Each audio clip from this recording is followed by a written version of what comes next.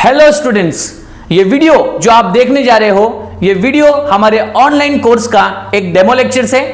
आप अगर 12th standard में हैं और आप अगर चाहते हैं कि आपका पूरा कंसेप्ट क्लियर हो तो इस वीडियो को पूरा एंड तक देखिए। Hello dear students, yes students, कैसे हैं आप सब लोग? फाइन एवरीवन, ठीक है। सो नाउ हम लोग ने जैसे चैप्टर नंबर 3 स्टार्ट किया था, which is about demand analysis के बारे में हम लोग पढ़ रहे थे। और इस चैप्टर में अभी तक हम लोगों ने डिमांड का मीनिंग, डिमांड की डेफिनेशंस, इसके बाद डिमांड शेड्यूल क्या होता है, डिमांड शेड्यूल में हम लोग ने इंडिविजुअल डिमांड का कॉन्सेप्ट और मार्केट डिमांड का कॉन्सेप्ट, और इंडिविजुअल और मार्केट डिमांड के शेड्यूल्स, उनके कर्व, ये सारी बातें हमने डिस्कस की है। उसके साथ ही साथ हमने जो पिछला लेक्चर में डिस्कस किया था वो सारे रीजंस हमने डिस्कस किए थे जो इस बात को जस्टिफाई करते हैं कि डिमांड कर्व का स्लोप ये डाउनवर्ड क्यों होता है। करेक्ट है? सो डिमांड कर्व का स्लोप डाउनवर्ड होने के रीजंस क्या है वो भी हमने अभी तक के लेक्चर में कवर कर लिए हैं। तो आज का हमारा जो डिस्कशन टॉपिक है वो डिस्कशन टॉपिक के लिए आपको पेज नंबर 19 पे आना होगा। तो पेज नंबर 19 उसी चैप्टर का हम लोग नेक्स्ट क्वेश्चन अभी डिस्कस करेंगे। And our next question of discussion is types of demand. ठीक है, क्या है बच्चों? Types of demand. अब टाइप्स ऑफ डिमांड मतलब डिमांड के प्रकार, डिमांड के अलग अलग टाइप्स को यहां पर हम डिस्कस करेंगे वन बाय वन। अब बच्चों ये जो डिमांड के टाइप है, ये डिमांड के टाइप डिपेंड करते हैं नेचर ऑफ कमोडिटी पे, मतलब नेचर ऑफ गुड्स पे। क्या है कि हर टाइप के गुड्स का नेचर कैसा होता है? डिफरेंट होता है। और according to the nature of commodity, according to the nature of goods, demand को अलग अलग टाइप में डिवाइड किया गया है। करेक्ट है यहां तक? तो सबसे पहले हम लोग ये समझेंगे कि डिमांड का मतलब क्या है। वो तो आपको ऑलरेडी पता होना चाहिए कि demand means what. So demand is what, economic sense में अगर हम देखें, so demand is a desire for a commodity. सबसे पहली बात, डिमांड क्या है बच्चों? किसी भी कमोडिटी की आपको सबसे पहले क्या रखनी पड़ती है? इच्छा। You must have a desire for a commodity. जब तक आपके पास कमोडिटी को पाने की इच्छा नहीं होगी, डिजायर नहीं होगी, you won't be able to get that commodity. आप उस कमोडिटी को तब तक पा नहीं सकते, वो कमोडिटी आपके पास तब तक आ नहीं सकती। So first is the desire for a commodity you must have. Then we always and then we also have a ability to pay its price. जिस कमोडिटी की आप इच्छा कर रहे हो, उस कमोडिटी की इच्छा करने से वो कमोडिटी आपको नहीं मिलेगी। उसके साथ साथ आपके पास उतने पैसे होने चाहिए। You must have that purchasing power capacity. You must have to purchase that commodity. So you have a ability to pay. तो आपके पास पेमेंट करने की एबिलिटी होनी चाहिए। एंड विद द एबिलिटी के साथ साथ यू ऑल्सो हैव, आपके पास होना चाहिए बच्चों विलिंगनेस टू पे, मतलब आपके पास जो पैसे हैं उस पैसे को पे करने की इच्छा शक्ति भी आपके मन में होनी चाहिए। बहुत टाइम ऐसा होता है कि किसी गुड्स की मैं इच्छा करता हूं, उस गुड्स को खरीदने के पैसे भी मेरे पास है, लेकिन इस पैसे को उस गुड्स पे मैं खर्च करूं ये मेरी इच्छा नहीं हो रही, क्योंकि इस गुड्स के ऊपर अगर मैंने पैसे खर्च कर दिए तो मेरी और भी इंपॉर्टेंट वांट्स है जो मैं सेटिस्फाई नहीं कर पाऊंगा। तो सम टाइम ऐसा होता है कि किसी कमोडिटी की आप इच्छा करते हो, उस कमोडिटी को खरीदने के पैसे भी आपके पास होते हैं, बट वो पैसे आप उस कमोडिटी को खरीदने के पीछे खर्च नहीं कर सकते, because you also have other wants to satisfy, क्योंकि आपके पास उस कमोडिटी को परचेस करने के अलावा और भी वांट्स है। करेक्ट है यहां तक? तो स्टूडेंट्स, ये तीन चीजें जब आपके पास आ जाएंगी, ये तीन चीजें जब आपके पास कंबाइन हो जाएंगी, तब जाके आपका क्या फुलफिल होगा बच्चों? डिमांड। तब आप किसी कमोडिटी की डिमांड को कंप्लीट कर पाओगे। और ऐसी डिमांड को हम लोग कहेंगे इफेक्टिव डिमांड, जब आपके पास ये तीन चीजें at the same time available होनी चाहिए। करेक्ट है? चलिए अब हम डिस्कस करेंगे डिमांड के अलग अलग टाइप्स कौन से होते हैं। What are the different types of demand. Correct है? तो डिमांड के टाइप में सबसे पहला टाइप हम डिस्कस करेंगे डायरेक्ट डिमांड। यस, आप अपने टेक्स्ट बुक में देख सकते हैं कि डिमांड का सबसे पहला टाइप क्या बच्चों? Direct demand. Now direct demand मतलब क्या? डायरेक्ट डिमांड मैंने आपको थोड़ी देर पहले बताया कि जो डिमांड के टाइप्स है ये कमोडिटी के नेचर पर डिपेंड करते हैं कि हर कमोडिटी के नेचर के मुताबिक उसकी डिमांड का प्रकार यहां पर बनाया गया है, जिसमें पहला डिमांड आपका डायरेक्ट डिमांड है। तो डायरेक्ट डिमांड का मतलब हुआ द डिमांड बाय कंज्यूमर। सबसे इंपॉर्टेंट बात आपको याद रखना है कि डायरेक्ट डिमांड करने वाला कौन है बच्चों? तो direct demand is made by consumer. ये दो बातें याद रखना कि direct demand is made by consumer. Consumer मतलब कौन? आप और हम। कौन है हम लोग? Consumer. Why we are consumer? Because we are consuming from morning to evening, we are consuming something. हम लोग कुछ ना कुछ तो कंज्यूम करते ही करते हैं।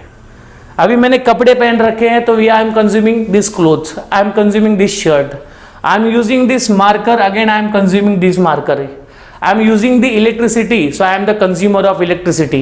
So whatever thing you will consume, जो भी चीजें आप यूज करते हो वो सभी चीजें यूज करना मतलब कंजम्पशन करना, और जो कंजम्पशन करता है उसे हम क्या कहते हैं बच्चों? कंज्यूमर। तो आप मोबाइल यूज कर रहे हो तो you are the consumer of mobile. हम इंटरनेट यूज कर रहे हैं तो we are the consumer of internet. तो कहने का मतलब यह हुआ कि कंज्यूमर मतलब हम ही लोगों को क्या कहा जाएगा? Consumer, because we are the person who are consuming different types of goods and services to satisfy our wants. Correct है? तो यहां पर डायरेक्ट डिमांड करने वाला कौन है बच्चों? कंज्यूमर। और एक कंज्यूमर डिमांड करेगा किस चीज की? तो ये कंज्यूमर डिमांड करेगा कंज्यूमर गुड्स की। किसकी डिमांड करेगा? कंज्यूमर गुड्स की। ऑफ कोर्स सर, अगर कंज्यूमर है तो कंज्यूमर गुड्स की डिमांड करेगा। बच्चों ये कंज्यूमर गुड्स का मतलब क्या होता है? तो कंज्यूमर गुड्स का मतलब होता है ऐसे गुड्स जो कंजम्पशन पर्पस के लिए यूज किए जाते हैं। अब कंज्यूमर मार्केट से कोई भी चीज अगर खरीदेगा तो उसको सीधे क्या करेगा बच्चों? यूज करेगा। आप होटल में गए, आपने खाना ऑर्डर किया, आपने खाना खा लिया। आप कपड़े के शोरूम में गए, आपने कपड़े पसंद किए, आपने कपड़े यूज कर लिए। करेक्ट है ना? आप स्टेशनरी में गए, आपने नोटबुक लिया, आपने नोटबुक यूज किया। तो यहां पर कंज्यूमर के द्वारा जिस गुड्स की डिमांड की जा रही है वो गुड्स कंज्यूमर के वांट को डायरेक्ट सेटिस्फाई कर रही है। तो जो गुड्स कंज्यूमर की वांट्स को डायरेक्ट सेटिस्फेक्शन देगी, ऐसे गुड्स को, ऐसी डिमांड को हम लोग कहेंगे डायरेक्ट डिमांड। करेक्ट है यहां तक? तो डायरेक्ट डिमांड का मतलब होता है the demand for a consumer goods which give a direct satisfaction to consumer. मतलब जो गुड्स कंज्यूमर को डायरेक्ट सेटिस्फेक्शन देंगे, ऐसे गुड्स को हम लोग क्या बोलेंगे, या ऐसी डिमांड को हम लोग क्या बोलेंगे बच्चों? Direct demand. गुड्स कौन से होने चाहिए? कंज्यूमर गुड्स होने चाहिए। डिमांड कौन करेगा? कंज्यूमर। और ये कंज्यूमर गुड्स क्या करता है? कंज्यूमर की वांट्स को डायरेक्टली सेटिस्फाई करता है, क्योंकि इस गुड्स से कंज्यूमर कुछ डिराइव नहीं करेगा। ये गुड्स सीधे खरीदे परचेस करेगा और सीधे क्या करेगा? उसको यूज करेगा। करेक्ट है यहां तक? ध्यान दीजिएगा। तो पॉइंट नंबर 1 में आइए, उसको रीड करते हैं। Yes, it is the demand by consumer. सबसे पहली बात याद रखना कि यहां पर डिमांड कौन कर रहा है बच्चों? कंज्यूमर कर रहा है। फॉर गुड्स की डिमांड कर रहे हैं। कौन से गुड्स की डिमांड यहां पर कंज्यूमर कर रहा है? ऐसे गुड्स की डिमांड कर रहा है जो गुड्स उसकी वांट को डायरेक्ट सेटिस्फेक्शन प्रोवाइड करेगी। देखो उसमें लिखा है विच सेटिस्फाई देयर वांट्स डायरेक्टली। जो गुड्स कंज्यूमर की वांट्स को डायरेक्ट सेटिस्फेक्शन देगा, ऐसे गुड्स की डिमांड जब होती है तो उस डिमांड को कहा जाता है डायरेक्ट डिमांड। करेक्ट है?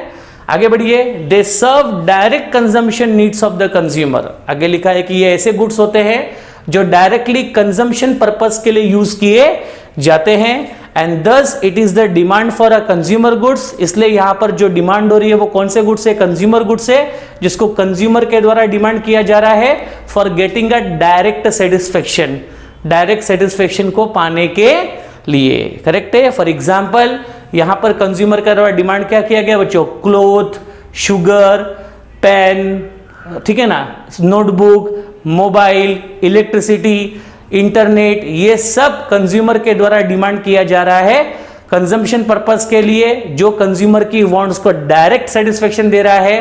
That's why this is called as a direct demand, जिसमें ऐसे गुड्स आएंगे जो कंज्यूमर की वांट्स को डायरेक्टली सेटिस्फाई करेगा। करेक्ट है यहां तक?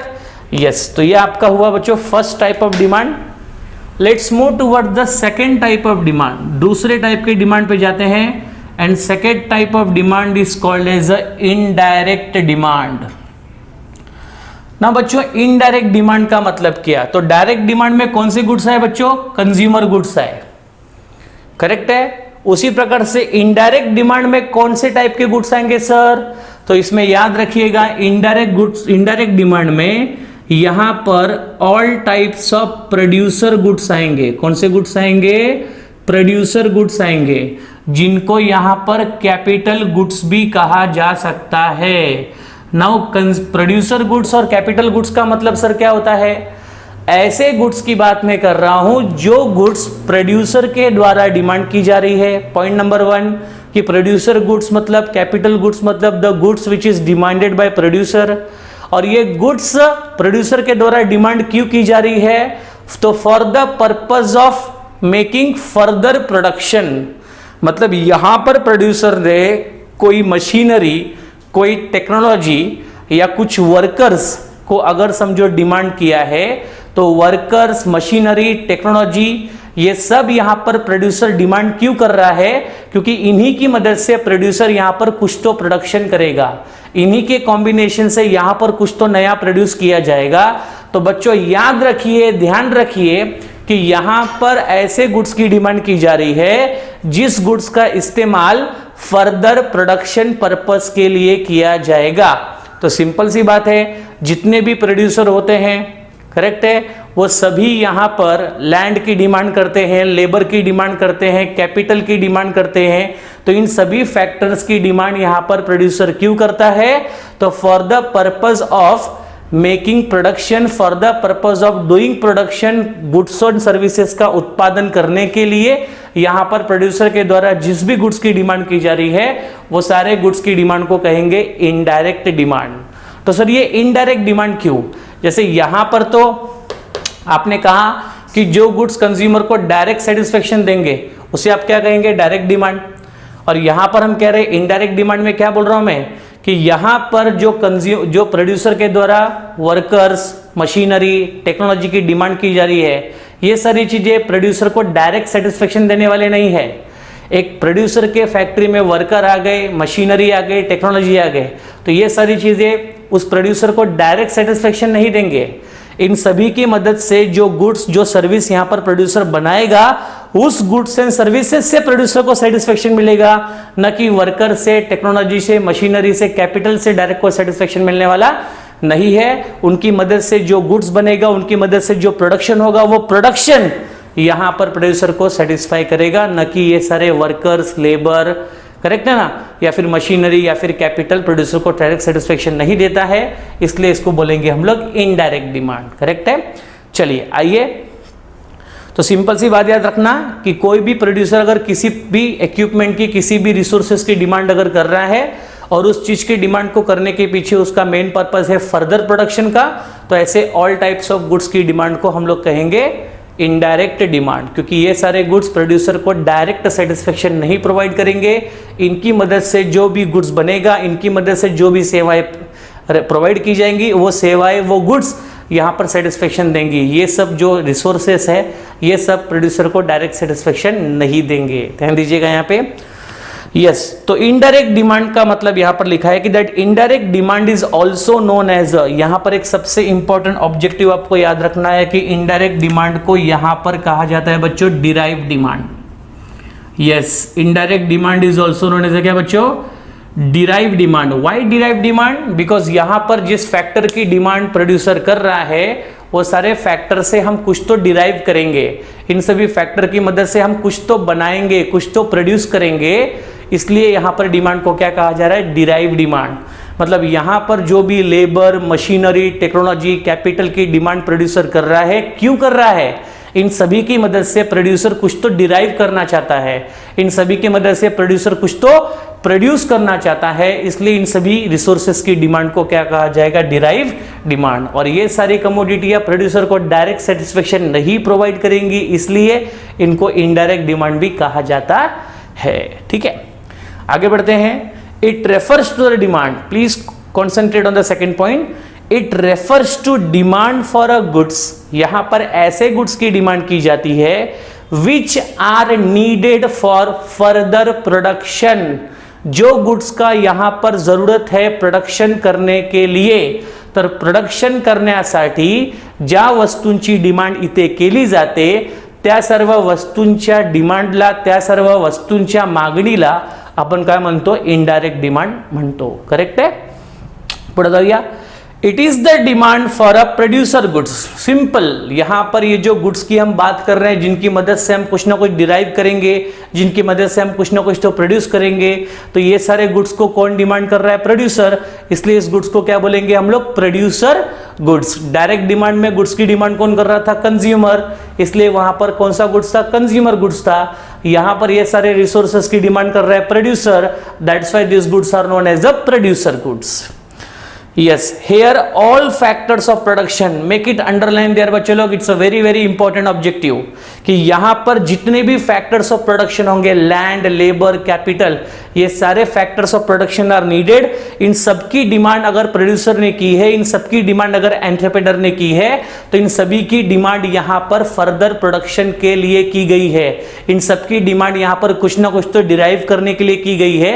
इसलिए सारे फैक्टर्स ऑफ प्रोडक्शन की डिमांड को, कम ऑन, सारे फैक्टर्स ऑफ प्रोडक्शन की डिमांड को हम लोग डिराइव डिमांड कहेंगे, इनडायरेक्ट डिमांड कहेंगे. करेक्ट यहां तक? ठीक है. फॉर एग्जांपल, यहां पर प्रोड्यूसर अगर डिमांड कर रहा है वर्कर की इन अ शुगर फैक्ट्री, अगेन वर्कर की डिमांड यहां पर क्यों की जा रही है, वर्कर को फैक्ट्री में क्यों बुलाया जा रहा है, क्यों यहां पर प्रोड्यूसर वर्कर की डिमांड को कर रहा है, क्योंकि वर्कर की मदद से यहां पर शुगर का प्रोडक्शन किया जाएगा, वर्कर की मदद से यहां पर कुछ तो डिराइव किया जाएगा. That's why demand for a worker, demand for a worker, demand for a machinery, demand for a technology, this all types of demand are coming under the category of indirect demand. क्योंकि यहां पर ये सारी वस्तुएं कुछ तो derive करने के लिए, कुछ तो प्रोड्यूस करने के लिए डिमांड की जा रही है, इसलिए इनकी डिमांड को क्या कहा जाएगा, डिराइव डिमांड, और it can also be called as a indirect demand. Correct यहां तक? चलिए बच्चों, याद रखना. यहां पे नेक्स्ट पॉइंट में आइए. टाइप नंबर 3, थर्ड टाइप की डिमांड को हम लोग कहते हैं कॉम्प्लीमेंट्री डिमांड, जिसको यहां पर जॉइंट डिमांड भी कहा जा सकता है. सिंपल सी बात है. सर यहां पर कौन से टाइप का गुड्स आएगा, बताता हूं, डोंट वरी. कॉम्प्लीमेंट्री, जॉइंट, ये वर्ड आपको सुनकर क्या लग रहा है कि यहां पर जो गुड्स आने वाला है वो गुड्स ऐसे गुड्स होंगे, बात को मेरे ध्यान से सुनना, कि यहां पर एक वांट को सेटिस्फाई करने के लिए, प्लीज कॉन्सेंट्रेट एवरीवन क्लियरली, एक वांट को सेटिस्फाई करने के लिए जब हमें दो या दो से ज्यादा गुड्स की डिमांड होती है, याद रहे वांट कितनी सेटिस्फाई होगी, एक. तो for satisfying a single want, if there is a requirement of 2 or more goods, so that type of demand is called as a joint demand और complementary demand. क्योंकि यहां पर एक पर्पस के लिए, एक वांट को सेटिस्फाई करने के लिए दो गुड्स या दो से ज्यादा गुड्स एक ही समय पर डिमांड किए जाएंगे, तो उसको हम लोग कहेंगे कॉम्प्लीमेंट्री और जॉइंट डिमांड. सिंपल सा एग्जांपल देता हूं. If I want to write on a board, अगर मुझे बोर्ड पे लिखना है, तो बोर्ड पे लिखने के लिए I have a requirement for marker, and not only marker I required, at the same time I have a requirement of क्या बच्चों, ink. Getting the point or not? तो मार्कर भी चाहिए, इंक भी चाहिए, ये दोनों साथ में चाहिए. तो बताओ हमारी कितनी वांट है, एक. क्या? बोर्ड पे लिखने की. उस बोर्ड पे लिखने की एक वांट को सेटिस्फाई करने के लिए मार्कर भी चाहिए और इंक भी चाहिए. तो बताओ demand for marker and ink यहां पर एक साथ की जा रही है. तो जब एक वांट को सेटिस्फाई करने के लिए दो या दो से ज्यादा गुड्स की डिमांड की जाती है, so that is called as a complementary और जॉइंट डिमांड.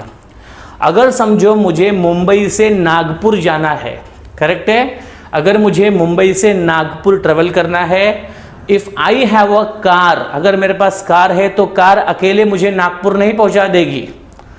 करेक्ट है। कार के साथ मेरे पास फ्यूल भी होना चाहिए, मेरे पास पेट्रोल होना चाहिए या मेरे पास डीजल होना चाहिए। तो getting the point or not? तो यहां पर कार के साथ फ्यूल भी चाहिए, तब आप मुंबई से नागपुर की जर्नी पूरी कर पाओगे। तो यहां पर बच्चों सिंपल सी बात है कि जब एक वांट को सेटिस्फाई करने के लिए दो या दो से ज्यादा गुड्स की डिमांड की जाती है, तो ऐसे टाइप की डिमांड को हम लोग कहते हैं कॉम्प्लीमेंट्री या फिर क्या, जॉइंट डिमांड। अगर बच्चों समझो हमें चाय बनाना है, so for making tea banana, this is my single want. Now for satisfying this want, एक चाय बनाने की डिमांड को फुलफिल करने के लिए I have a requirement of multiple things, getting the point, and that should be at the same time. वो सारी चीजें मुझे एक ही समय पर चाहिए। अगर जिस समय मैं कार यूज कर रहा हूं उसी समय पेट्रोल भी मुझे यूज करना होगा, जिस समय मैं पेन यूज कर रहा हूं उसके अंदर मुझे इंक भी यूज करना पड़ेगा। तो यहां पर जो जॉइंट प्रोडक्ट है, जो कॉम्प्लीमेंट्री गुड्स है, वो एकत्र यूज किए जाएंगे, getting the point or not? तो चाय को बनाने के लिए I have a requirement of joint product, like I have a requirement of water, milk, sugar, T powder, ginger, gas cylinder. तो getting the point or not? तो एक want को सेटिस्फाई करने के लिए जब दो या दो से ज्यादा गुड्स की डिमांड एक ही साथ की जाती है, तो ऐसे डिमांड को कहते हैं हम लोग कॉम्प्लीमेंट्री या फिर क्या, जॉइंट डिमांड। आइए ध्यान दीजिएगा। तो बच्चों पेज नंबर अभी आप लोग 20 पे आ जाइए। Yes, everybody come on the page number 20 please. Okay, now page number 20 पे आप देख सकते हैं, वहां पे क्लियर लिखा है कि when two or more goods are demanded jointly, जब दो या दो से ज्यादा गुड्स की डिमांड जॉइंटली की जाती है, yes, to satisfy a single want, एक वांट को सेटिस्फाई करने के लिए जब दो या दो से ज्यादा टाइप के गुड्स की डिमांड की जाती है, तो उसको बोलते हैं हम लोग कॉम्प्लीमेंट्री या फिर joint demand. Yes, it is known as a joint और complementary demand. For example, car अगर चाहिए तो कार के साथ आपको फ्यूल भी यूज करना है, तो अगेन यहां पर एक वांट को सेटिस्फाई करने के लिए मुंबई से नागपुर जाने के लिए कार के साथ फ्यूल भी होना चाहिए, and that should be demanded collectively, और वो दोनों की डिमांड यहां पर एकत्र होती है, जॉइंट होती है। So this is called as a complementary और जॉइंट डिमांड। चलिए बच्चों आगे बढ़ते हैं। नेक्स्ट टाइप की डिमांड क्या है? तो नेक्स्ट टाइप की डिमांड है बच्चों कंपोजिट डिमांड। सर यहां पर कौन से टाइप के गुड्स होते हैं? बताता हूं, चिंता मत करो। कंपोजिट डिमांड मतलब क्या बच्चों? कंपोजिट डिमांड का मतलब होता है कि यहां पर ऐसे टाइप ऑफ गुड्स की डिमांड हम कर रहे हैं जो गुड्स मल्टीपर्पस के लिए यूज किए जाते हैं। गुड्स कितना रहेगा बच्चों? एक, बट उस एक गुड्स का इस्तेमाल मल्टीपर्पस के लिए किया जाएगा, करेक्ट है ना? वस्तू एकच असेल पण त्या वस्तूचा वापर एकापेक्षा जास्त कामासाठी केला जाईल, अशा प्रकारच्या वस्तूंची मागणी, अशा प्रकारच्या गुड्सची मागणी म्हणजे कंपोजिट डिमांड। ऐसे टाइप के गुड्स की डिमांड को क्या बोलेंगे? Composite demand. Simple example, water. Now water is demanded, ठीक है ना, and that should be use for a multipurpose. Water का इस्तेमाल हमारे घर में या बिजनेस में अलग अलग कामों के लिए होता है। It can be use for washing, getting the point, और it can be use for drinking, it can be used for cooking, it can be used for cleaning. So again एक commodity अलग अलग वांट को satisfy कर रही है। Again electricity is the best example of the composite demand, जिसका इस्तेमाल एक ही समय पर we can use for lighting, we can use for heating, we can use for cooling, we can use the electricity for cooking also. So there are number of uses are there of a one product, and such kind of product are coming under the category of composite demand। ध्यान दीजिएगा यहाँ पे। So the demand for a commodity which can be put, यहाँ पर ऐसे commodity की demand की जा रही है जिसको यहाँ पर पुट मतलब यूज किया जाता है टू सेवरल यूजेस, अलग अलग कामों के लिए, is known as a composite demand. For example, electricity is demanded for several uses such as a light, fan, washing machine etc। बहुत से एग्जाम्पल, आपके घर में बहुत से ऐसी चीजें हैं जो इलेक्ट्रिसिटी के माध्यम से चलाई जाती हैं। तो इलेक्ट्रिसिटी है एक ही चीज, बस उसका इस्तेमाल अलग अलग कामों के लिए किया जा रहा है। So that will be coming under the type of composite demand. Yes, there is a one more type of demand is there, and that is called as a competitive demand. ना बच्चों, कॉम्पिटिटिव डिमांड, कॉम्पिटिटिव वर्ड मतलब क्या है, जहां पर competition लगा है। और याद रहे कि कंपटीशन हमेशा ऐसे प्रोडक्ट में होता है जहां पर मार्केट में एक प्रोडक्ट के जैसे बहुत सारे प्रोडक्ट अवेलेबल है, करेक्ट है। So here I am talking about the goods which are substitute in nature, मतलब यहां पर ऐसे गुड्स की बात करेंगे जिस गुड्स का मार्केट में बहुत सारा सब्स्टिट्यूट अवेलेबल है। सब्स्टिट्यूट का मतलब क्या होता है, ऐसे गुड्स जो गुड्स एक दूसरे की जगह पर यूज किए जा सकते हैं वांट को सेटिस्फाई करने के लिए। फॉर एग्जांपल टी अगर नहीं है तो we can use coffee, getting the point. और चाय नहीं है तो कॉफी का इस्तेमाल कर सकते हैं। इसी प्रकार से we can also have a multiple substitute goods, like अगर हमारे पास कोलगेट नहीं है तो we can use the Pepsodent. तो यहां पर ऐसे गुड्स की डिमांड की जा रही है जो गुड्स एक दूसरे के जैसे हैं, जो गुड्स एक दूसरे की जगह पर यूज किए जा सकते हैं, और इनको कॉम्पिटिटिव क्यों कह रहे हैं, क्योंकि इनका मार्केट में कॉम्पिटिशन है, करेक्ट है ना। कस्टमर जाता है, समझो उसने कोलगेट की प्राइस पूछी, तो कोलगेट की प्राइस या कोलगेट का टेस्ट अगर कस्टमर को पसंद नहीं आया तो उसके कंपटीशन में अगर उसको समझो पतंजलि का पसंद आया या फिर पेप्सोडेंट का पसंद आया, करेक्ट है ना, या इसके अलावा कोई हर्बल प्रोडक्ट पसंद आया, तो अगेन यहाँ पर ये सारे प्रोडक्ट का काम एक ही यूज है, लेकिन इन सबके बीच में क्या बच्चों, कंपटीशन है कि कस्टमर इनमें से किसको सेलेक्ट करेगा, कस्टमर इसमें से कौन सा परचेस करेगा। तो ये सारे ऐसे गुड्स है which are substitute in nature, जिस गुड्स को एक दूसरे की जगह पर यूज किया जा सकता है। तो ऐसे टाइप ऑफ गुड्स की डिमांड को कहते हैं हम लोग क्या, कॉम्पिटिटिव डिमांड। ध्यान दीजिएगा यहाँ पे। सो बच्चों ध्यान दीजिएगा, पॉइंट नंबर 5 है it is a demand for those goods. यहां पर हम डिमांड कर रहे हैं ऐसे टाइप ऑफ गुड्स का जो goods substitute for each other, जो गुड्स एक दूसरे की जगह पर यूज किए जा सकते हैं, जो गुड्स एक दूसरे के सब्स्टिट्यूट है। फॉर एग्जाम्पल टी और कॉफी एक दूसरे का सब्स्टिट्यूट है। शुगर और जैगरी मतलब गुड़, ठीक है ना। शुगर नहीं है तो गुड़ से इस्तेमाल किया जा सकता है, गुड़ नहीं तो शुगर का इस्तेमाल किया जाता है।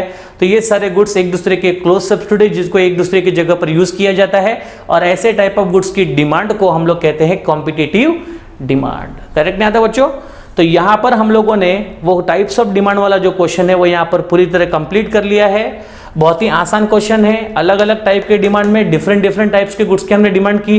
डायरेक्ट डिमांड में कंज्यूमर गुड्स की डिमांड की जाती है जो कंज्यूमर की वांट को डायरेक्ट सेटिस्फेक्शन देती है। इनडायरेक्ट डिमांड में हमने प्रोड्यूसर गुड्स की बात की जिसका इस्तेमाल फर्दर प्रोडक्शन के लिए, जिसका इस्तेमाल प्रोडक्शन को बढ़ाने के लिए किया जाता है। देन कॉम्प्लीमेंट्री और जॉइंट डिमांड जहां पर एक ही वांट को सेटिस्फाई करने के लिए दो या दो से ज्यादा वस्तुएं डिमांड की जाती है। इसके बाद में कंपोजिट डिमांड जहां पर ऐसे गुड्स की डिमांड की जा रही है जो गुड्स मल्टीपर्पज के लिए यूज किया जा सके। इलेक्ट्रिसिटी, वाटर, मिल्क का एग्जांपल आप ले सकते हो क्योंकि मिल्क से भी कई सारी वस्तुएं बनाई जाती है।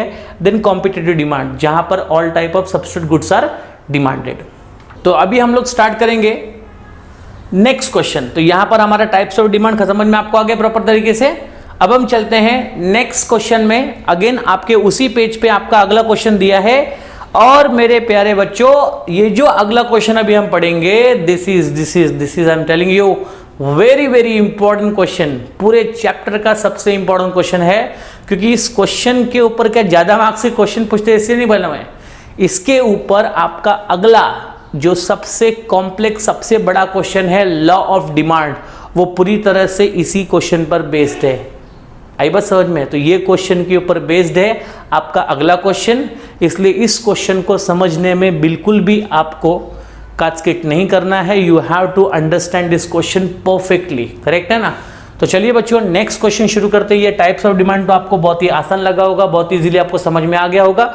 तो यहाँ पर ना बच्चों इनके बीच में डिस्टिंग्विश पूछा जा सकता है। यस, किसी भी दो डिमांड के बीच में क्या पूछते हैं, डिस्टिंग्विश पूछते हैं। तो आपको उसका मीनिंग, उसके एग्जाम्पल्स पता होने चाहिए, करेक्ट है। तो आप उस डिस्टिंग्विश को आसानी से लिख सकते हो, ठीक है ना। तो चलिए शुरू करते हैं हमारा नेक्स्ट क्वेश्चन।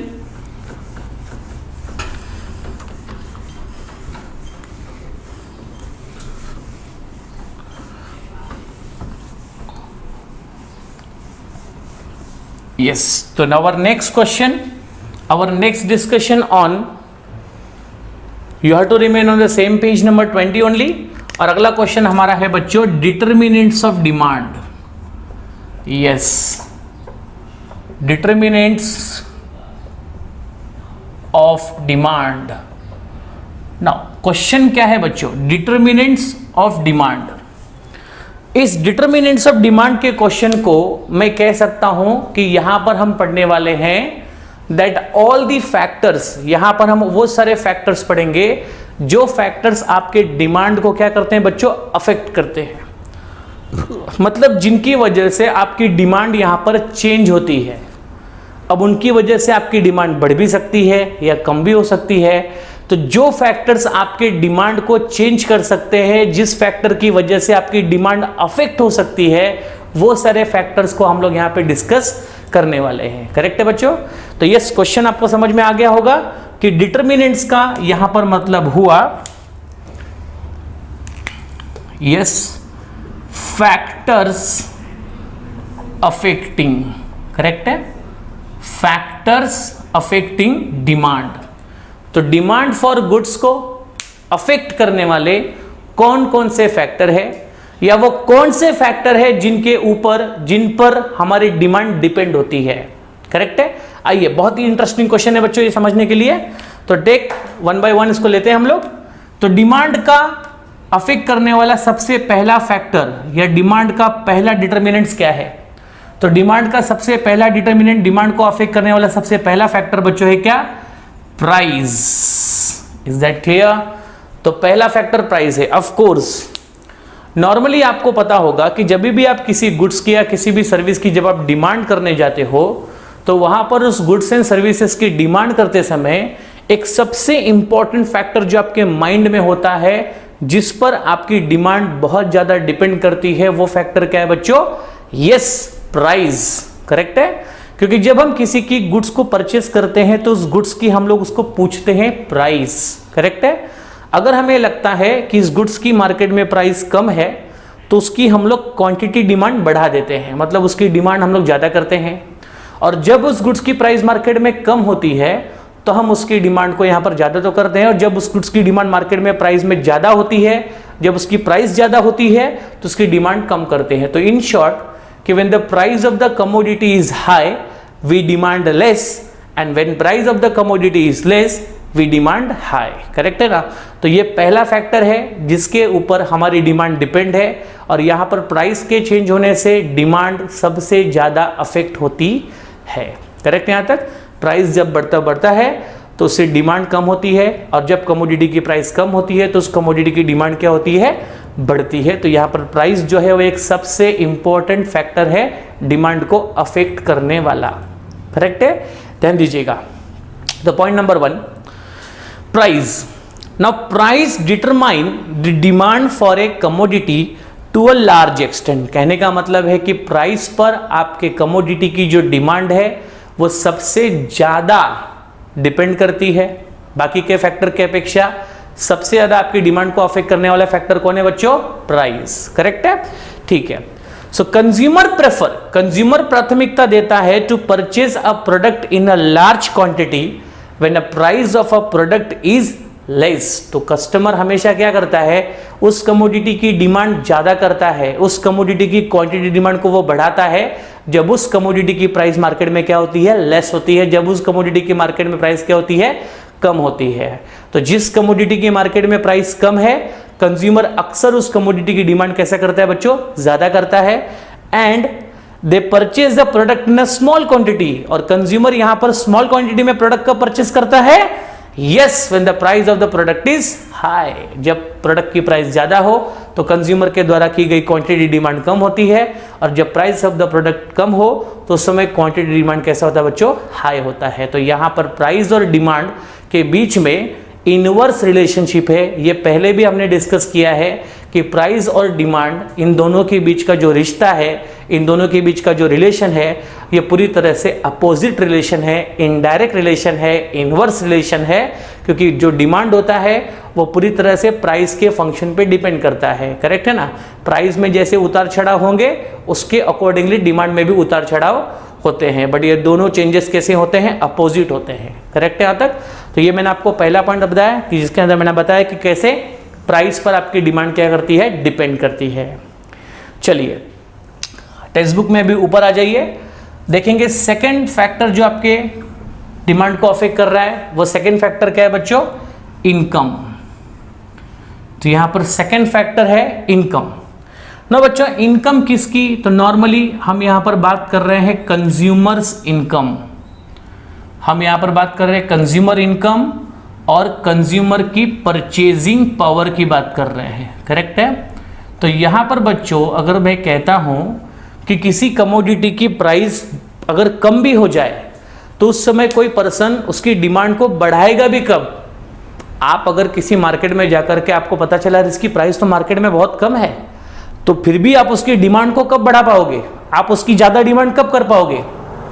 यस, आप उसकी डिमांड तब बढ़ा पाओगे जब आपके पास परचेजिंग पावर होगा, आपके पास जब जेब में पैसे होंगे। आपके पास परचेजिंग पावर ज्यादा कब होगा? जब आपकी ज्यादा क्या होगी बच्चों? इनकम, करेक्ट है? तो इनकम पे भी डिमांड जो है वो लार्जली डिपेंड करता है। जिस कंज्यूमर की इनकम जितनी ज्यादा होती है वो कंज्यूमर हमेशा लार्ज क्वांटिटी की डिमांड करता है, और जिस कंज्यूमर की इनकम हमेशा कम होती है उसकी डिमांड भी क्या होती है? कम। तो यहां पर इनकम के बढ़ने से डिमांड भी बढ़ती है और इनकम के कम होने से डिमांड क्या होती है बच्चों? कम होती है। तो यहां पर इनकम और डिमांड के बीच का जो रिलेशनशिप हुआ उसे कहेंगे direct relationship. Why direct? Because both are going in a same direction. When income increases, demand also increases, when income decreases, demand also decreases. Getting the point or not? तो यहाँ पर income की वजह से भी, अगर आपकी इनकम भी अगर समझो बढ़ गई तो आप जिस क्वांटिटी ऑफ कमोडिटी की डिमांड करते थे आप उसकी डिमांड को भी क्या करोगे? बढ़ा दोगे। आप पहले 2 कपड़े मार्केट से खरीदते थे पर इनकम बढ़ गई तो आप अभी 4 कपड़े मार्केट से खरीदोगे। और जब किसी की इनकम कम हो जाती है ऑटोमेटिकली उसकी क्वांटिटी डिमांड भी क्या हो जाती है? कम हो जाती है। Getting the point or not? तो इनकम पर भी आपका डिमांड जो है वो लार्जली डिपेंड करता है। आइए देखेंगे इसको हम लोग यहाँ पे। यस, ध्यान दीजिएगा properly. Yes, income of a consumer, consumer की इनकम डिसाइड करती है परचेजिंग पावर। याद रहे बच्चों लोग, इनकम का रिलेशन सीधे व्यक्ति के जेब से होता है, मतलब परचेजिंग पावर से होता है, विच इन टर्न जिसकी मदद से इन्फ्लुएंस होता है demand for a product. Of course आपकी परचेजिंग पावर जितनी है उसके ही अकॉर्डिंगली आप प्रोडक्ट की डिमांड करोगे। आपकी परचेजिंग पावर हाई है मतलब आपकी इनकम हाई है तो आपकी प्रोडक्ट की डिमांड भी कैसी होगी? हाई होगी, करेक्ट है? यस, राइज इन इनकम, अगर आपकी इनकम राइज मतलब बढ़ गई, will lead to rise in demand. Of course अगर आपकी इनकम अगर बढ़ती है तो क्वांटिटी डिमांड फॉर कमोडिटी भी क्या होती है? बढ़ती है। Okay, for the commodity and fall in income, और अगर आपकी इनकम अगर कम हो गई तो will lead to a fall in demand. Income अगर कम हो जाएगी तो डिमांड भी क्या हो जाएगी? कम हो जाएगी फॉर द कमोडिटी। और अगर आप चाहो तो यहां पर एक लाइन ऐड कर सकते हो कि there is a direct relationship between the price there is a direct relationship between the income and quantity demand of a commodity. Is that clear? क्योंकि इनकम और क्वांटिटी डिमांड ये दोनों का डायरेक्शन मूवमेंट कैसा है? सेम है। Is that clear or not? So ये आपका हुआ second type of demand, second factor जो आपके डिमांड को अफेक्ट कर रहा है, और वो फैक्टर क्या है बच्चों? इनकम। क्लियर? चलिए नेक्स्ट फैक्टर में बढ़ते हैं, फैक्टर नंबर 3। तो तीसरा फैक्टर जो आपके डिमांड को अफेक्ट कर रहा है बच्चों वो क्या है? Price of a substitute goods. ना, price of a substitute goods का मतलब क्या? पहली बात आपको सब्स्टिट्यूट गुड्स का मतलब समझना चाहिए बच्चों। तो सब्स्टिट्यूट गुड्स का मतलब क्या होता है? ऐसे गुड्स जो गुड्स यहां पर एक दूसरे की जगह पर यूज किए जा सकते हैं, करेक्ट है? जैसे टी और कॉफी ये एक दूसरे के सब्स्टिट्यूट गुड्स है, कोलगेट, पेप्सोडेंट ये एक दूसरे के सब्स्टिट्यूट गुड्स है, करेक्ट है? ऐसे कई टाइप के सब्स्टिट्यूट गुड्स मार्केट में अवेलेबल है जिनका इस्तेमाल एक दूसरे की जगह पर किया जा सकता है, करेक्ट है? अब बच्चों सब्स्टिट्यूट गुड्स की प्राइस भी एक दूसरे की डिमांड को अफेक्ट करती है। बहुत ही सिंपल एग्जांपल मैं आपको दूंगा, ध्यान दीजिएगा। अगर समझो एग्जांपल मैं यहां पर लेता हूं कोलगेट एंड पेप्सोडेंट। यस, यहां पर मैंने एग्जांपल लिया कोलगेट और किसका बच्चों? पेप्सोडेंट का। अगर मैं कहता हूं कोलगेट की मार्केट में प्राइस अगर अचानक से बढ़ गई और आप समझो कोलगेट यूजर हो, मतलब आप कोलगेट प्रोडक्ट यूज करते हो, ठीक है ना? तो आपको पता चला रे कोलगेट की प्राइस मार्केट में पहले की अपेक्षा क्या हो गई है? बढ़ गई है, करेक्ट है? आप बोलोगे इसकी कीमत तो बढ़ गई, कोलगेट तो बड़ा महंगा हो गया। तो अब आप एक नॉर्मल कंज्यूमर हो जिसका मेन उद्देश्य क्या होता है, कम से कम रिसोर्सेस में ज़्यादा से ज़्यादा वांट्स को क्या करना, सेटिस्फाई करना, ये उद्देश्य जिसका होगा उसी के लिए ये इकोनॉमिक्स बना हुआ है। जिसका उद्देश्य ऐसा बिल्कुल नहीं है, जिसको पैसे जाने से फर्क नहीं पड़ता, प्राइस बढ़ने से प्राइस कम होने से उसको कुछ नहीं फर्क पड़ता, ऐसे लोगों के लिए इकोनॉमिक्स काम नहीं करता। I am telling you very clearly. तो आपका पर्पस क्या होना चाहिए, कम से कम रिसोर्सेस में मैक्सिमम वांट को सेटिस्फाई करे, मतलब कम से कम पैसे में ज़्यादा से ज़्यादा ज़रूरतें सेटिस्फाई होनी चाहिए। तो अभी यहाँ पर आप कहोगे सर कोलगेट की प्राइस मार्केट में ज़्यादा है। ऑफ कोर्स अगर प्राइस ज़्यादा है तो एक normal person will go and search for the substitute of the Colgate, कि भाई इसके जैसा कुछ दूसरा है क्या।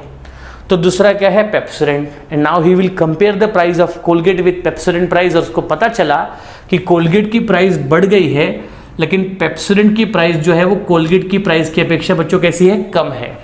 अब आप बताइए कि कोलगेट का सब्स्टिट्यूट कौन है, पेप्सोडेंट है, और पेप्सोडेंट की प्राइस कम होने की वजह से कोलगेट की डिमांड बच्चों क्या हो जाएगी, कम हो जाएगी। तो यहां पर क्या हुआ, सब्स्टिट्यूट इफेक्ट लग गया, मतलब यहां पर कोलगेट की डिमांड कम क्यों हुई, क्योंकि कोलगेट का जो सब्स्टिट्यूट पेप्सोडेंट है वो कम दाम में अवेलेबल है, और इसका सब्स्टिट्यूट जब कम दाम में अवेलेबल है तो लोग इसकी डिमांड क्या करेंगे, कम करेंगे, और इसकी डिमांड को क्या करेंगे बच्चों, बढ़ा देंगे। करेक्ट है यहां तक।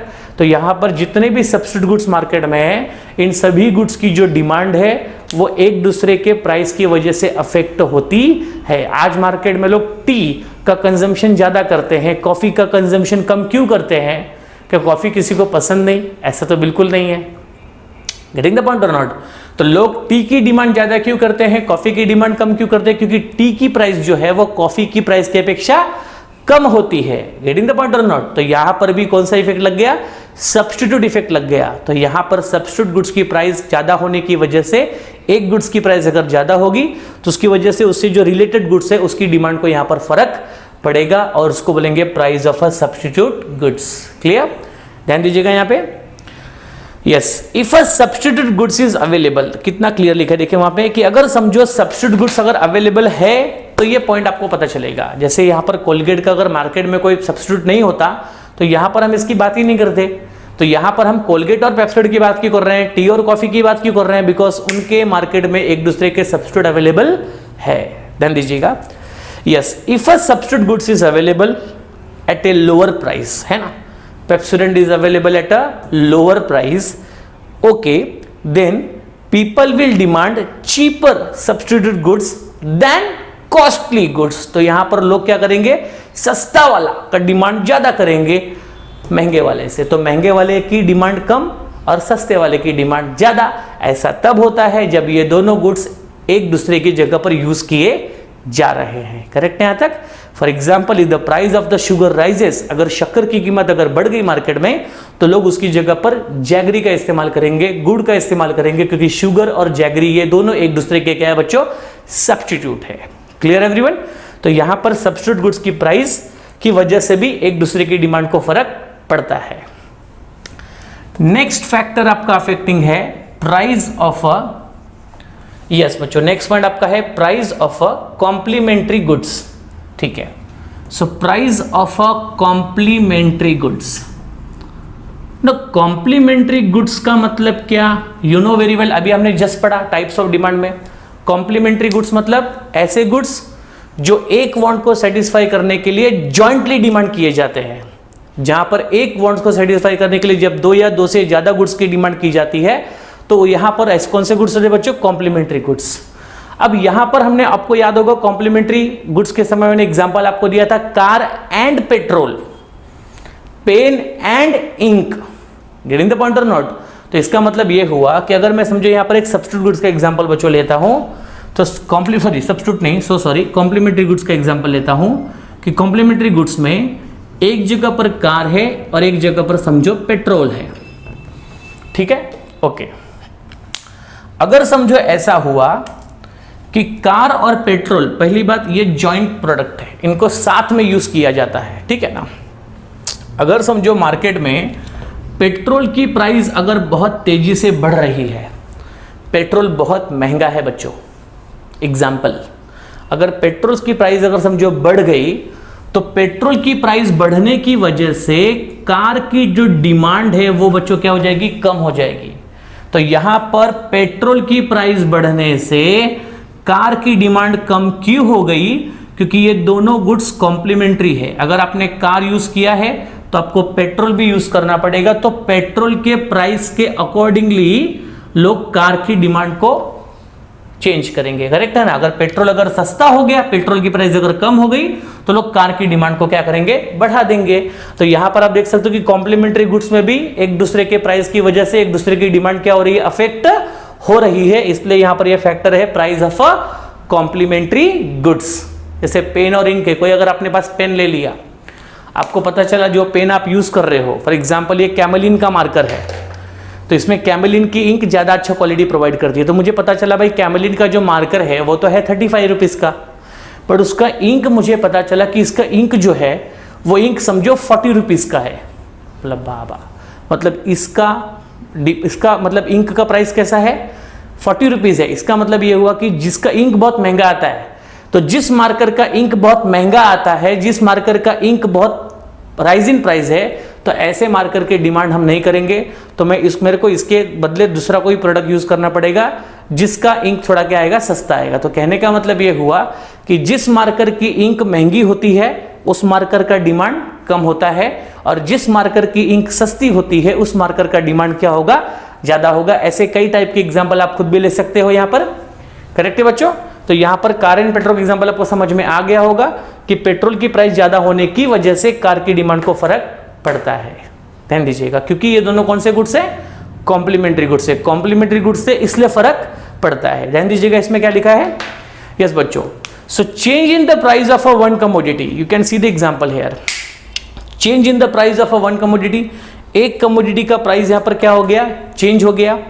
Yes, change in the price of a one commodity okay would also affect the demand of other commodity. ये कमोडिटी की प्राइस अगर चेंज हो गई तो इसकी वजह से जो अदर कमोडिटी उसकी डिमांड को फर्क पड़ा, उसकी डिमांड अफेक्ट हुई, करेक्ट है। For example car and fuel, if the price of the fuel is rise, if the price of the petrol fuel diesel जो बोलना बोलो, उसकी प्राइस अगर क्या हो गई, राइज मतलब क्या हो गई, बढ़ गई, ओके तो automatically demand for car will be fall. तो कार की डिमांड क्या हो जाएगी, कम हो जाएगी, करेक्ट है। तो ये किसका इफेक्ट था बच्चों, कॉम्प्लीमेंट्री गुड्स का इफेक्ट था। क्लियर, ठीक है। चलिए बात करते हैं नेक्स्ट टाइप की बात करते हैं। नेक्स्ट फैक्टर जो आपके डिमांड को अफेक्ट करेगा वो क्या है बच्चों, नेचर ऑफ प्रोडक्ट। अब बच्चों नेचर ऑफ प्रोडक्ट मतलब क्या, देखो इकोनॉमिक्स में बच्चों याद रखना, जब भी मैं प्रोडक्ट के नेचर की बात करता हूं, प्रोडक्ट के प्रकार की बात करता हूं, प्रोडक्ट के स्वभाव की बात करता हूं, तो हमेशा याद रखना दो टाइप के प्रोडक्ट के दो नेचर होते हैं। एक होता है नेसेसरी गुड्स, एक होता है लग्जरियस गुड्स, करेक्ट है ना। तो एक होता है नेसेसरी गुड्स, मतलब जो गुड्स इंसान के लाइफ के लिए, सर्वाइवमेंट के लिए बहुत ही इंपॉर्टेंट है।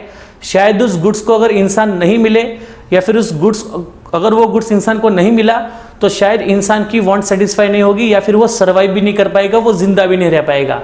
तो जो गुड्स नेसेसरी कैटेगरी में आते हैं, करेक्ट है, जिसके ऊपर एक पर्सन का सर्वाइवमेंट डिपेंड करता है, उसकी जिंदगी डिपेंड करती है, उसका लाइफ डिपेंड करता है, उसको क्या बोलेंगे, नेसेसरी गुड्स। और लग्जरियस गुड्स का मतलब होता है जो गुड्स इंसान को ऐशो आराम देते हैं, जो गुड्स इंसान ऐशो आराम के लिए, अपने कंफर्ट्स के लिए यूज करता है, करेक्ट है। तो नेसेसरी गुड्स का एग्जांपल आपको ऑलरेडी पता होगा, medicine is the best example, salt is the best example. तो मेडिसिन, सॉल्ट, ये सब एक इंसान के लिए नेसेसरी गुड्स है। अगर वो इंसान को न मिले प्रॉपर प्रोपोर्शन में तो शायद इंसान की डेथ हो सकती है, या इंसान सर्वाइव नहीं हो पाएगा, करेक्ट है। अब बताइए नेसेसरी गुड्स की प्राइस अगर मार्केट में बढ़ गई, नेसेसरी गुड्स की प्राइस मार्केट में अगर क्या हो गई, बढ़ गई, तो भी कंज्यूमर को उसकी डिमांड करनी ही पड़ेगी।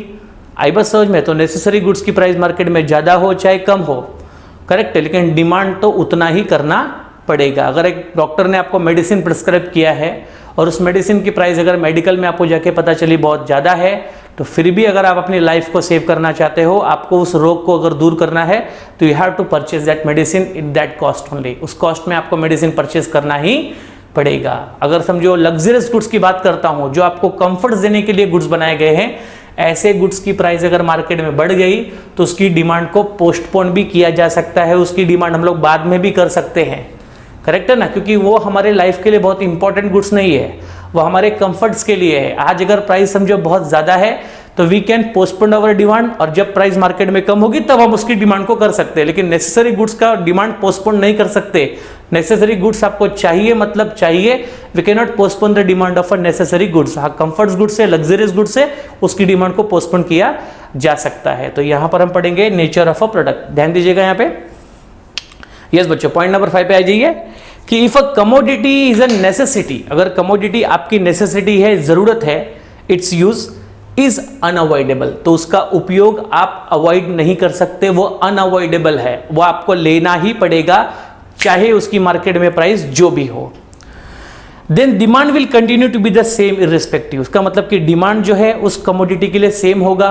उसकी प्राइस अगर ज्यादा भी हुई, किसकी प्राइस, नेसेसरी गुड्स की प्राइस अगर ज्यादा भी हुई, कम भी हुई, तो भी आपको डिमांड करना ही पड़ेगा।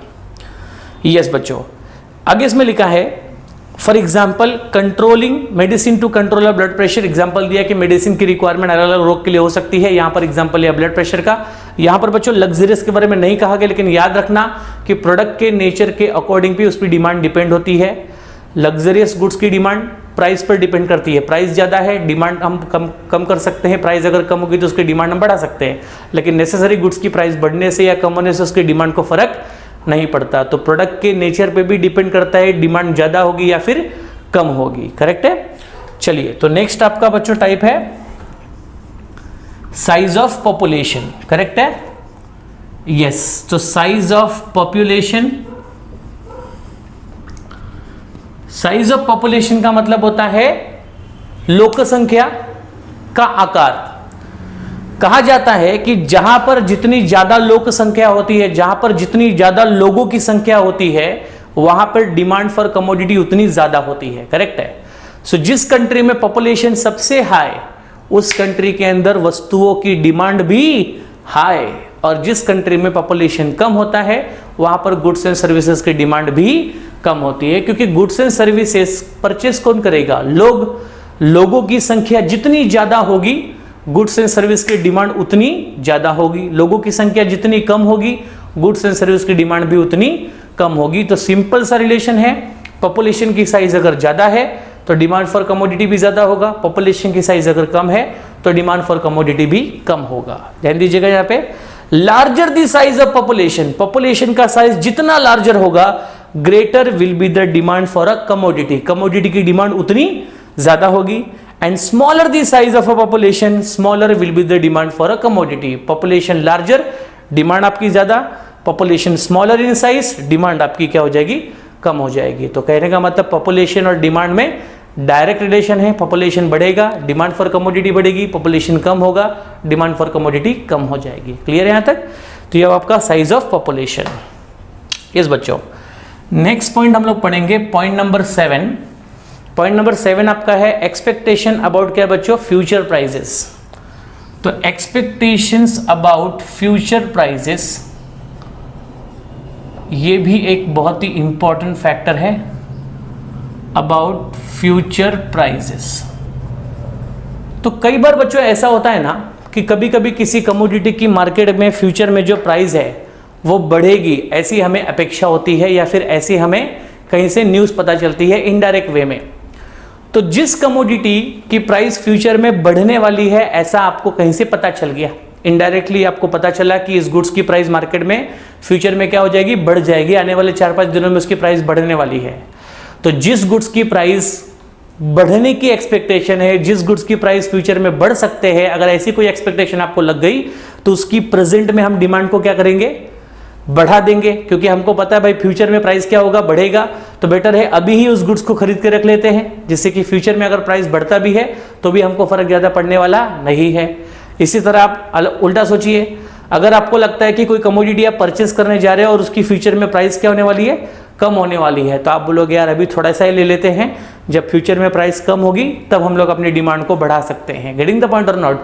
तो जब भी आपको ऐसा कुछ एक्सपेक्टेशन होता है, जब भी आपको ऐसी कुछ अपेक्षा होती है कि फ्यूचर में इस गुड्स की प्राइस बढ़ सकती है, तो उसके अकॉर्डिंगली आप अभी की डिमांड को क्या करोगे? बढ़ा दोगे। और जब आपको ऐसी एक्सपेक्टेशन है कि फ्यूचर में गुड्स की डिमांड क्या होने, गुड्स की प्राइस कम होने वाली है, तो अभी आपकी डिमांड क्या हो जाएगी, कम हो जाएगी, क्योंकि जब प्राइस कम होगी ना तब खरीदा जाएगा। यहाँ पर कैसा है, प्राइस बढ़ने वाली है, बेटर है अभी के अभी परचेस करके रख लो। करेक्ट है। फॉर एग्जाम्पल मैं आपको ऑनियन का एग्जाम्पल दूंगा, क्योंकि ऑनियन एक ऐसा प्रोडक्ट है बच्चों जिसकी मार्केट में प्राइस हमेशा बहुत तेजी से बढ़ती है और बहुत तेजी से कम भी हो जाती है। करेक्ट है ना। फॉर एग्जाम्पल अगर आप समझो मार्केट में ऑनियन लेने के लिए गए हो, करेक्ट है, और आपने पूछा ऑनियन की प्राइस क्या है, तो दुकानदार ने कहा 40 रुपीज़ के जी। आपने बोला 40 रुपीज़ के जी, इतना महंगा ऑनियन? तो वो बोला मैडम रुक जाओ, 2 दिन बाद ना यही ऑनियन आपको 70 रुपीज़ के जी में मिलेगा। और आपको कहीं से इनडायरेक्टली पता चला कि हाँ ऑनियन की प्राइस बढ़ने वाली है, ऐसा मैंने सुना है, या फिर आपको उस दुकानदार पे ट्रस्ट होगा कि हाँ एक्सपेक्टेशन तो है कि फ्यूचर में ऑनियन का प्राइस क्या हो जाएगा, बढ़ जाएगा। अभी के अभी तुरंत आपने अगर 2 किलो लेने का प्लान किया होगा तो शायद आप 5 kg ऑनियन अभी के अभी परचेस करोगे। तो बताओ अभी की डिमांड क्या हो गई, बढ़ गई। क्यों डिमांड बढ़ गई? क्योंकि आपको एक्सपेक्टेशन है कि ऑनियन की प्राइस फ्यूचर में जाकर क्या होने वाली है, और बढ़ने वाली है। तो जब प्राइस और बढ़ने वाली है तो और बढ़ने के पहले ही हम डिमांड को थोड़ा ज्यादा कर लेंगे और ज्यादा सारा ऑनियन अपने घर में स्टोर कर लेंगे। Clear everyone? तो इस तरह से एक्सपेक्टेशंस की वजह से भी फ्यूचर में प्राइस के चेंज होने के अगर आपको अपेक्षा है तो उसका प्रेजेंट डिमांड को फर्क पड़ता है।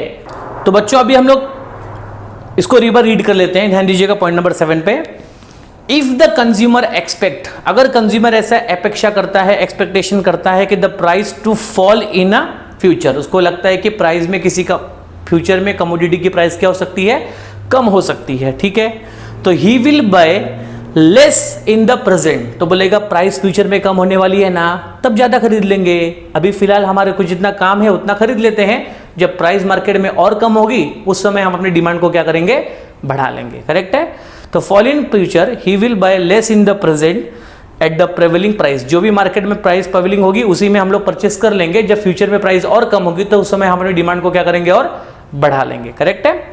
यस, आगे बढ़ते हैं। सिमिलरली अगर समझो वो एक्सपेक्ट करता है कि नहीं प्राइस फ्यूचर में बढ़ेगी, मैंने आपको वो ऑनियन का एग्जांपल दिया था, अगर वो एक्सपेक्टेशन करता है कि नहीं ऑनियन की प्राइस या किसी भी कमोडिटी की प्राइस फ्यूचर में क्या होगी, और राइज होगी, बढ़ेगी, तो ऐसे केस में क्या करेगा, अभी के अभी दुनिया भर की कमोडिटी परचेस करके रख लेगा, जिससे कि प्राइस अगर फ्यूचर में बढ़ती भी है तो उससे उसके डिमांड को ज़्यादा फर्क फ्यूचर में नहीं पड़ेगा, क्योंकि उसके पास ढेर सारा मटेरियल उसने अभी स्टोर करके रख लिया है। करेक्ट है। तो इस तरह से प्रेजेंट डिमांड को अफेक्ट कर देता है। प्रेजेंट की डिमांड आपकी बढ़ जाती है, कम हो जाती है, किसकी वजह से, जब आप फ्यूचर एक्सपेक्टेशन करते हो उसकी वजह से। करेक्ट है यहाँ तक? ठीक है, आगे बढ़ते हैं बच्चों। नेक्स्ट पॉइंट आपका है एडवर्टाइजमेंट। ये तो एक सबसे बड़ा फैक्टर है और आज का सबसे मॉडर्न फैक्टर है, जिसको कहेंगे एडवर्टाइजमेंट ना बच्चों। एडवर्टाइजमेंट में भी अगर आप देखोगे तो डिमांड डिपेंड करती है। जिस चीज की एडवर्टाइजमेंट जितनी ज्यादा बार दिखाई जाती है, जितना फेमस एक्टर उसकी एडवर्टाइजमेंट करेगा, जितनी अच्छी सेल्समैनशिप आपके प्रोडक्ट की होगी, उतनी ज्यादा उस प्रोडक्ट की मार्केट में डिमांड क्या होती है बच्चों, बढ़ती है। तो कहने का मतलब है कि एडवर्टाइजमेंट एक ऐसा फैक्टर है जो जितना अच्छा इंप्रेशन लोगों के माइंड पे क्रिएट करेगा, जिसको जितनी ज्यादा अलग अलग तरीके से लोगों को दिखाई जाएगी, अगेन उस प्रोडक्ट की मार्केट में छाप उतनी बढ़ती है और उतनी प्रोडक्ट पे लोगों का ट्रस्ट बढ़ता है, तो उस प्रोडक्ट की मार्केट में डिमांड भी क्या होती है, बढ़ने लगती है। ध्यान दीजिएगा यहाँ पे। So advertisement, sales promotion scheme and effective salesmanship. देखो एडवर्टाइजमेंट, सेल्स को प्रमोशन करने के अलग अलग तरीके, और सेल्समैनशिप, ये सारी चीजें tend to change the preference of the consumer and lead to demand for many product. जितना बेटर सेल्समैनशिप होगा, सेल्समैनशिप मतलब क्या होता है कि जो सेल्समैन होता है वो अपने प्रोडक्ट के बारे में आपके कस्टमर को जितना बेटर तरीके से अट्रैक्ट कर सकता है, जितना प्रोडक्ट की एक पॉजिटिव इंफॉर्मेशन दे सकता है, उतना वो उस प्रोडक्ट की डिमांड को क्या कर सकता है, बढ़ा सकता है। तो इस तरह से एक अच्छी एडवर्टाइजमेंट, नए नए तरीके सेल्स प्रमोशन के, एक अच्छी सेल्समैनशिप जब की जाती है तो वो आपके प्रोडक्ट की डिमांड को बहुत तेजी से बढ़ता है। और अगर आपकी सेल्समैनशिप अच्छी है, आपका सेल्स प्रमोशन अच्छा है, एडवर्टाइजमेंट बहुत अच्छी तरीके से आपने किया है, तो लोगों का जो प्रेफरेंस है वो भी चेंज हो जा सकता है। कि मतलब वो लोग जो दूसरा प्रोडक्ट यूज कर रहे थे पहले, जब आपकी एडवर्टाइजमेंट देखते हैं, आपका सेल्समैनशिप उन लोगों को जब पसंद आ जाता है, तो वो लोग अपने प्रेफरेंस को चेंज कर लेते हैं। तो वो लोग जूना छोड़ करके आपके द्वारा जो बताया गया है वो प्रोडक्ट वो लोग खरीदना शुरू कर देते हैं। तो एडवर्टाइजमेंट पे भी डिमांड जो है वो बहुत बेसिकली और बहुत ही इंपॉर्टेंटली डिपेंड करती है। करेक्ट है यहाँ तक? For example cosmetic and toothbrush, ये आजकल तो किस पे बिक रहे हैं बच्चों?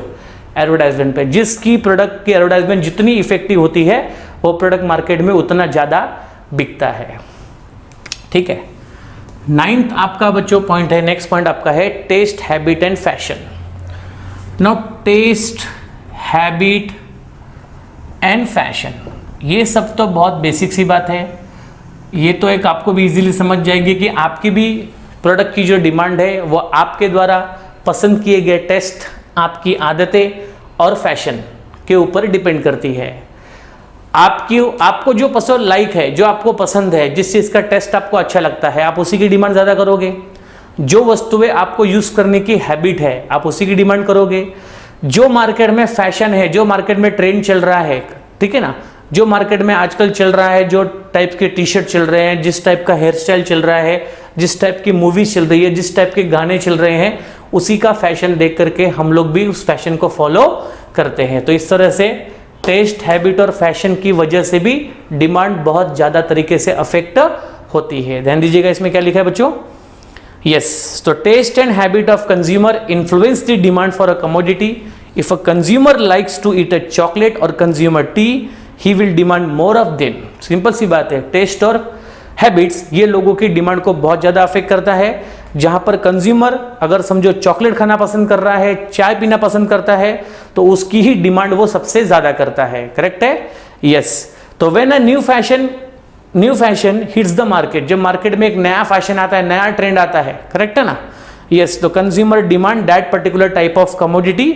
If commodity goes out of fashion, तो जब तक वो कमोडिटी फैशन में है, जब तक वो मूवी फैशन में है, जब तक वो टी शर्ट फैशन में है, जब तक वो हेयर स्टाइल फैशन में है, जब तक वो कपड़े फैशन में है, तब तक उसकी कंज्यूमर डिमांड बहुत करेगा। और जैसे ही उससे भी नई चीज मार्केट में आ गई तो वो आउटडेटेड हो जाएगा और उसकी जगह पे नई चीजों की डिमांड यहाँ पर और बढ़ने लगेगी। तो फैशन जो कैसे होते बच्चों, आते हैं जाते हैं, आते हैं जाते हैं। ठीक है, The consumer demand that particular type of commodity. If commodity goes out of fashion, अगर commodity fashion से बाहर चली जाएगी तो suddenly the demand for the product tends to fall. तो यहाँ पर उस commodity का demand कम हो जाएगा जो fashion से चली गई, जो fashion में आ गई, उसकी commodity की demand क्या हो जाएगी, फिर से बढ़ जाएगी। तो कहने का मतलब है टेस्ट बदलने से, हैबिट बदलने से और फैशन बदलने से लोगों के डिमांड को बहुत ज़्यादा अफेक्ट पड़ता है। करेक्ट है? चलिए, तो ये हुआ आपका point number 9 and let's have attention towards the one more point, point number 10 which is called as a level of taxation.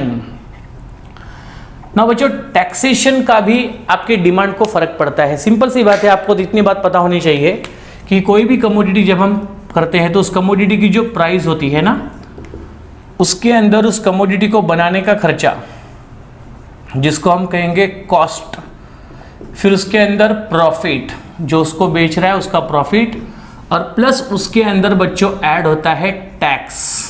क्या ऐड होता है? टैक्स। करेक्ट है? अब बताइए, प्राइस कॉस्ट पे डिपेंड है, प्रॉफिट पे डिपेंड है, टैक्स पे डिपेंड है। तो यहां पर कॉस्ट और प्रॉफिट की बात छोड़ दीजिए, टैक्स की बात करते हैं। टैक्स गवर्नमेंट जितना ज्यादा चार्ज करेगी उतना ही आपकी कमोडिटी का प्राइस भी क्या होगा बच्चों, बढ़ेगा। गवर्नमेंट ने टैक्सेशन का लेवल अगर बढ़ा दिया तो वो टैक्स आपके कमोडिटी की प्राइस को भी क्या करेगा, बढ़ा देगा। अगर टैक्स के बढ़ने से प्राइस अगर बढ़ रहा है तो ऑटोमेटिकली कमोडिटी का जो डिमांड है वो क्या हो जाएगा बच्चों, कम हो जाएगा। तो यहाँ पर टैक्स के बढ़ने से डिमांड क्या होता है, कम होता है, क्योंकि tax leads to increase in price and price leads to decrease in demand. Tax अगर गवर्नमेंट कम चार्ज करेगी तो प्राइस भी कम होगा और डिमांड क्या होगा बच्चों, बढ़ेगा। तो इस तरीके से टैक्सेशन की वजह से भी डिमांड को अफेक्ट पड़ता है। तो गवर्नमेंट अपने टैक्सेशन के लेवल को जितना बढ़ाती जाएगी उस कमोडिटी की डिमांड मार्केट में उतनी कम होती जाएगी, और जिस कमोडिटी पे गवर्नमेंट टैक्स जितना कम लगाएगी उस कमोडिटी का मार्केट में डिमांड उतना बढ़ेगा, क्योंकि टैक्सेशन जो होता है वो सीधे उस कमोडिटी की प्राइस को अफेक्ट करता है और प्राइस से सीधे डिमांड को फर्क तो ऑलरेडी पड़ता ही है। ध्यान दीजिएगा, यहाँ पे क्या लिखा है, high rate of tax. Tax का रेट अगर हाई है गुड्स एंड सर्विसेज पे तो वो will increase the price of the goods and services. तो उसकी वजह से गुड्स एंड सर्विस की प्राइस क्या होती है बच्चों, बढ़ने लगती है। एंड दिस इन टर्न, इसका परिणाम हुआ कि would result in decrease in demand for goods and services and vice versa. Of course अगर प्राइस अगर बढ़ेगी, टैक्सेशन अगर बढ़ेगा तो उस गुड्स की डिमांड मार्केट में क्या होगी, कम होगी, और टैक्स अगर कम होगा, प्राइस अगर कम होगी तो डिमांड क्या होगी बच्चों, और बढ़ेगी। इस तरह से टैक्सेशन पे भी डिमांड काफ़ी इफेक्टिव तरीके से डिपेंड करती है। इसके अलावा बच्चों कुछ अदर फैक्टर दिए गए हैं, जैसे कि क्लाइमेटिक कंडीशन चेंज होने से भी वस्तुओं की डिमांड क्या होती है, चेंज होती है। फॉर एग्जाम्पल रेनी सीजन्स जब आता है तो समय अम्ब्रेला रेनकोट की डिमांड बहुत तेजी से बढ़ती है। अगेन कंडीशन चेंज होकर के विंटर आ गया, उस समय लोग स्वेटर्स पहनना पसंद करते हैं या फिर स्वेटर की डिमांड बहुत बढ़ जाती है। समर वेकेशन आ गया तो लोग कॉटन के कपड़े पहनना पसंद करते हैं। तो जैसे जैसे क्लाइमेटिक कंडीशन चेंज होगा, कमोडिटी की डिमांड भी क्या होती है बच्चों, चेंज होती जाती है। In the same way technology जितनी एडवांस आती जाएगी उतनी नई नई कमोडिटी की डिमांड मार्केट में बढ़ेगी, और जो जूनियर टेक्नोलॉजी वाली उसकी डिमांड मार्केट में कम कम होती जाएगी। इसी तरह से गवर्नमेंट की पॉलिसी की वजह से भी आपकी डिमांड को फर्क पड़ता है। गवर्नमेंट पॉलिसी का बेस्ट एग्जांपल यहाँ पर आपको मैंने दिखाया टैक्सेशन में, क्योंकि टैक्सेशन भी गवर्नमेंट की पॉलिसी का एक पार्ट है। इसके अलावा कस्टम एंड ट्रेडिशन, जो परंपरा संस्कृति होती है, जिस राज्य की जो परंपरा होगी, जो संस्कृति होगी, उसी राज्य में उसी परंपरा और संस्कृति का डिमांड वाली चीज़ों का डिमांड क्या होगा, बढ़ेगा। फॉर एग्जांपल महाराष्ट्र में, या हम समझो पूरी इंडिया की बात अगर करते हैं तो इंडिया में ज़्यादातर महिलाएं जो है वो साड़ियाँ पहनती है, तो इसका मतलब इंडिया में साड़ीज़ की डिमांड बहुत ज़्यादा है। उसी प्रकार अगर आप समझो यूएस में जाते हो, अमेरिका में जाते हो, तो वहाँ पर कोई साड़ी पहनना पसंद नहीं करता, तो वहाँ पर साड़ी का शोरूम खोल के कोई फ़ायदा होने वाला नहीं है। तो कहने का मतलब है कि जो चीज़ जहाँ का ट्रेडिशन है, जो चीज़ जहाँ का कल्चर है, कस्टम है, वहाँ पर उस चीज़ की डिमांड होती है। ठीक है ना। तो ये हुआ आपका custom and tradition. Yes, normally आपको पता चल गया होगा एग्जैक्टली मैं क्या बोल रहा हूँ। तो ये हुआ बच्चों वो सारे फैक्टर्स की बात हमने की, जो सारे फैक्टर आपकी डिमांड को क्या करते हैं, अफेक्ट करते हैं। करेक्ट है। So please remember this all the points, this all the points are very very important, which will make you understand कि वो कौन कौन सी चीज़ें हैं जिन पे आपकी डिमांड अफेक्ट करती है। करेक्ट है। ठीक है। सो आप लोग इन सभी पॉइंट्स को प्रॉपर तरीके से एक बार रिवाइज कर लीजिए। कोई पॉइंट अगर आपको समझ में नहीं आया होगा तो वीडियो को आप आगे पीछे करके देख सकते हैं। You will be able to understand each and every point perfectly. Correct है। सो स्टूडेंट्स, मिलते हैं हम लोग नेक्स्ट वीडियो में with the next questions. Till that you should revise this video properly. You have any doubts, doubt session में आप आकर पूछिएगा बिंदास। मिलते हैं हम लोग नेक्स्ट लेक्चर में, नेक्स्ट वीडियो के साथ, नेक्स्ट क्वेश्चन के साथ। तब तक बाय एवरीवन, टेक केयर, जय हिंद। जो वीडियो आप देख रहे हैं ये हमारे ऑनलाइन वीडियो लेक्चर्स का एक डेमो लेक्चर्स है। अगर आप चाहते हैं कि आपके 12th स्टैंडर्ड के ऑल सब्जेक्ट्स के ऑल चैप्टर्स आपको इसी तरह रिकॉर्डेड फॉर्म में मिले, तो उसके लिए तुरंत आप लोग प्ले स्टोर से हमारे अजीत एकेडमी एप्लीकेशंस को डाउनलोड कर लीजिए, और डाउनलोड करके आप लोगों को ये सारे वीडियो कोर्सेस हम लोग बहुत ही रीजनेबल कॉस्ट में, जो कॉस्ट आप सोच भी नहीं सकते, उतने कम कॉस्ट में हमें वीडियो कोर्सेज आपको प्रोवाइड कर रहे हैं। किसी भी प्रकार की कोई भी क्वेरी के लिए नीचे दिए गए कॉन्टैक्ट नंबर पे आप कॉल करके आपकी क्वेरी को सॉल्व कर सकते हैं।